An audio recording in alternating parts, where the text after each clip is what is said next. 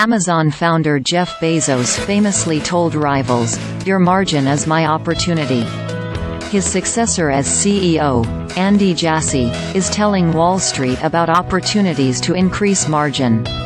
Jassy, who took the helm in mid-2021, has been laser-focused on trimming costs across the company for over a year, eliminating 27,000 jobs since last fall, axing some riskier bets and reshaping Amazon's fulfillment network to emphasize speed and efficiency. Suddenly, Amazon is a profit machine. In its third-quarter earnings report on Thursday, Amazon reported an operating margin of 7.8%, the highest since it reached a record of 8.2% in the first quarter of 2021. The company's operating margin, which is the profit left after subtracting costs to operate the business, was 2% a year ago and has historically hovered in the low single digits. Bezos was perfectly comfortably running with a negative margin on occasion. But the world has changed since early last year, when Wall Street turned on tech and an extended bull market came to a halt. Rising inflation and higher rates pushed investors out of risk and forced tech companies to resize. Jassy used some form of the word optimize more than 20 times throughout the earnings call on Thursday.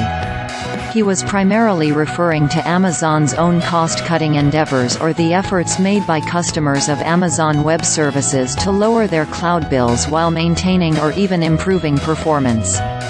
When it comes to client spending, Jassy said things are starting to look a little better. While optimization still remains a headwind, we've seen the rate of new cost optimizations slow down in AWS, and we are encouraged by the strength of our customer pipeline, he said. AWS has experienced slowing growth in recent quarters but is seeing some cost optimization attenuate, especially as demand for generative artificial intelligence picks up, he said. Oz revenue increased 12% in the quarter, a slower pace of expansion than what was reported by smaller rivals Microsoft Azure and Google Cloud. Amazon's stock initially seesawed after hours, but Jassy's optimistic commentary on the call boosted the shares more than 5% to $125.98. Jassy and other Amazon executives spoke at length about the company's progress when it comes to reining in costs.